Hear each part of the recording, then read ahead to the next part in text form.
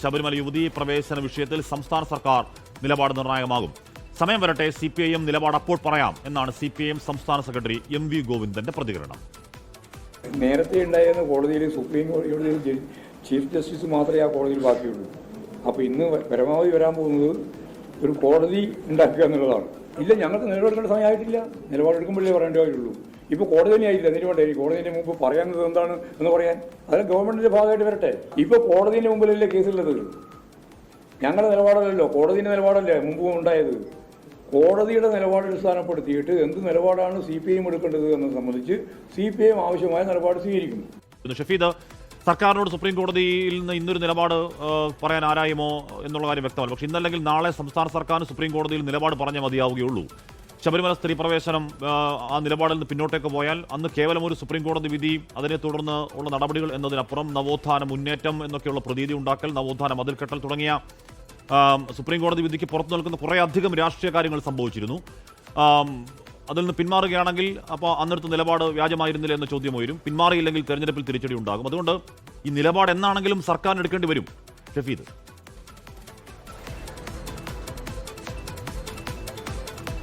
പക്ഷേ ഉറപ്പായിട്ടും അത് ഏതെങ്കിലും തരത്തിൽ നിയമസഭാ തെരഞ്ഞെടുപ്പിന് മുൻപ് അങ്ങനെ പെട്ടെന്നൊരു നിലപാട് കോടതിയിൽ അറിയിക്കണം എന്ന് ഇപ്പോൾ CPIM കരുതുന്നില്ല. മാത്രമല്ല 2019 ലോക്സഭാ തെരഞ്ഞെടുപ്പ് നമുക്ക് ഓർമ്മയുണ്ട്.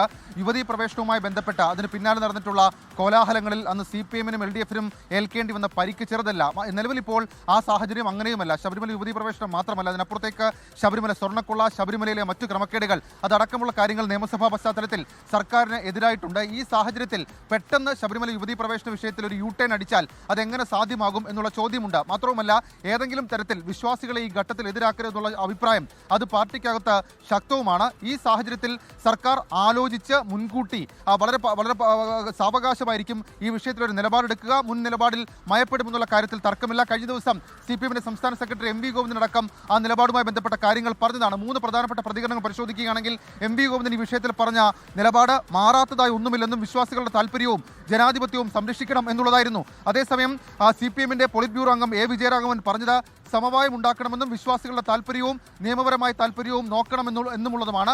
അതേസമയം P രാജീവിന്റെ പ്രതികരണവും കഴിഞ്ഞ ദിവസം നമ്മൾ കണ്ടതാണ്. അതിൽ P രാജീവ് പറഞ്ഞത് ഈ സുപ്രീം കോടതിയുടെ ഏത് ബെഞ്ചാണ് പുനഃപരിശോധനാ ഹർജി പരിഗണിക്കുന്ന തീരുമാനം ആദ്യം കോടതിയിൽ നിന്നുണ്ടാകട്ടെ, അതിനനുസരിച്ച് സർക്കാർ നിലപാട് അപ്പോൾ അറിയിച്ചാൽ മതി എന്നൊക്കെയുള്ളതാണ്. അപ്പോൾ സ്വാഭാവികമായും മയപ്പെട്ട് ആലോചിച്ചെടുക്കുന്ന ഒരു തീരുമാനമായിരിക്കും സർക്കാർ ഈ വിഷയത്തിൽ സ്വീകരിക്കുക. അതിനൊക്കെ അപ്പുറത്തേക്ക് ഈ അയ്യപ്പ സംഘം അടക്കമുള്ള പരിപാടികളിൽ NSS അടക്കം സഹകരിച്ചത് അത് ആചാര സംരക്ഷണത്തിന് സർക്കാർ അനുകൂലമായ തീരുമാനമെടുക്കും എന്നുള്ളത് കൊണ്ടുകൂടിയാണ്.